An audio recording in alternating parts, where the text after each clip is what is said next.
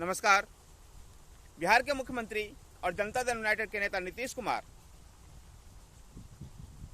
Bharatiya Janata party के विरोधी या यूं कहें सभी विपक्षी दलों को एक मंच पर लाने के लिए दिल्ली आए हुए हैं।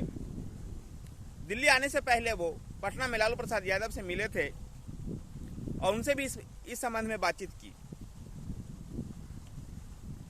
दिल्ली में आते ही नीतीश कुमार सबसे पहले राहुल गांधी से मिले।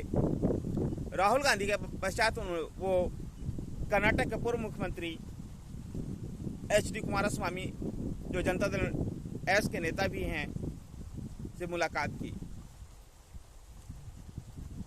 CPIM के ऑफिस जाकर के सीताराम येचुरी से भी मुलाकात की। आम आदमी पार्टी के नेता अरविंद केजरीवाल से भी मुलाकात का शेड्यूल है। हरियाणा के पूर्व मुख्यमंत्री और इनोला के नेता ओम प्रकाश चौटाला से भी मिलने का प्रोग्राम। वास्तव में नीतीश कुमार इस समय बड़े सीरियस होकर के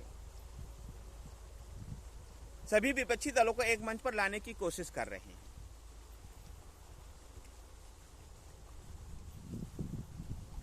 इसी कोशिश का ही ये हिस्सा था जब के चंद्रशेखर राव पटना गए थे और नीतीश कुमार से भी मुलाकात की। व्यक्तिगत रूप से नीतीश कुमार एक ऐसे व्यक्तित्व हैं जिनके दूसरे दलों में भी अच्छे संबंध हैं, लेकिन राजनीतिक दृष्टिकोण से देखें, जनता दल यूनाइटेड का बिहार से बाहर कोई बड़ा राजनीतिक संगठन नहीं है। ऐसे में उनको विपक्षी दलों को एक मंच पर लाना और खुद को नेता के रूप में प्रोजेक्ट करने में ये दिक्कत आएगी। और संभवतः इसीलिए वो इसे महत्व को जानते हुए, वो राष्ट्रीय स्तर पर अपनी संगठन की कमी को जानते हुए, वो भारतीय राष्ट्रीय कांग्रेस को इस विपक्षी एकता में तरजीह दे रहे हैं। तभी उन्होंने भारतीय जनता पार्टी के साथ छोड़ने पर, यानी NDA के साथ छोड़ने पर सबसे पहली कॉल उन्होंने सोनिया गांधी को की और अपने इस विपक्षी एकता को एक मंच पर लाने की मुहिम में जब दिल्ली आए तो सबसे पहले कांग्रेस नेता राहुल गांधी से मिले। नीतीश कुमार का यह भी कहना है कि लेफ्ट और कांग्रेस के बिना हम विपक्षी एकता की बात नहीं कर सकते हैं। लेफ्ट और कांग्रेस, लेफ्ट पार्टियां और कांग्रेस इस विपक्षी एकता की अहम कड़ी है।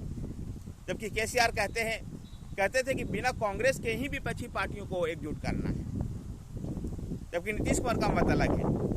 साथियों, समस्या यहीं पर है कि अगर सभी विपक्षी दल एक भी हो जाएं, तो नेता का चयन का ऐसा प्रश्न है जहां पर ये आपस में टकराएंगे। इनके कई ऐसे राजनीतिक बिंदु होंगे जहां पर ये टकराएंगे। फिर भी इन सभी विपक्षी दलों को एक राजनीतिक सहमति पर कुछ राजनीतिक बिंदुएं तय करनी होगी। उस बिंदु के आधार पर चल करके एक विपक्षी एकता बना सकते हैं और 2024 में भारतीय जनता पार्टी और नरेंद्र मोदी को एक चुनौती दे सकते हैं। इनके लिए इनकी नीतियां, इनके प्रोग्राम, कॉमन मिनिमम प्रोग्राम जैसी चीजों को भी बनाना होगा। अपने राजनीतिक महत्वाकांक्षाओं को भी परे रखना होगा।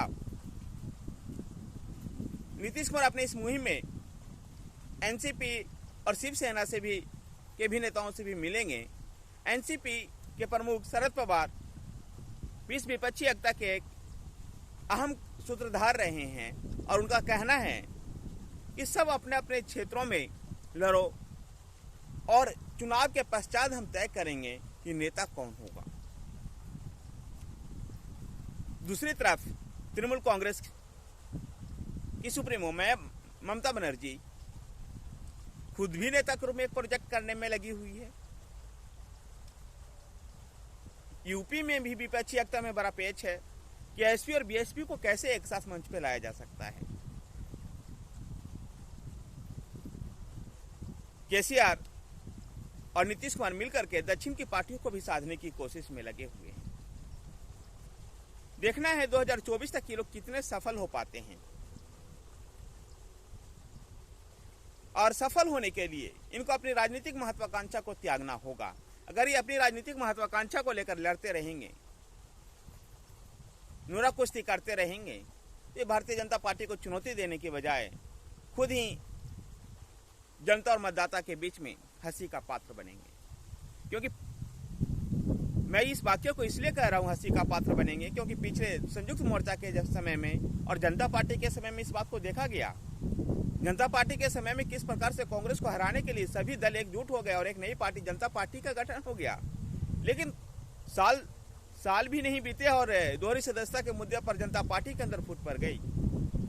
संयुक्त मोर्चा में भी देखा गया किस प्रकार से 12-13 महीने के इंतजार में इंदु गुजराल को त्याग पत्र देना पड़ रहा प्रधानमंत्री के पद से। एच डी देवगौड़ा को त्याग पत्र देना पड़ा, उसके बाद इंदु गुजराल प्रधानमंत्री बने। तो इनको अपने राजनीतिक महत्वाकांक्षा को दरकिनार करके रखना होगा। अपने राजनीतिक स्वार्थों को दूर रख करके एक राष्ट्रीय उद्देश्य के साथ, एक राष्ट्रीय नीति के साथ आगे बढ़ना होगा। और शरद पवार का फार्मूला यहाँ पर अच्छा लगता है कि जिसको ज़्यादा संसद चाहेंगे, जिसको ज़्यादा पार्टियां चाहेगी, वही व्यक्ति नेता चुना जाए। ये फार्मूला सबसे ज़्यादा अच्छा लगता है। नीतीश कुमार और केसीआर को इन सभी फार्मूलों पर मिल बैठ करके बात करना होगा। अभी वक्त है, अभी समय है, लेकिन समय रहते इन सब चीज़ को दूर करके 2024 के लिए अपनी लड़ाई को मजबूत करना होगा। धन्यवाद साथियों। अगर आपको वीडियो पसंद आया है तो वीडियो को लाइक कीजिए और शेयर कीजिए।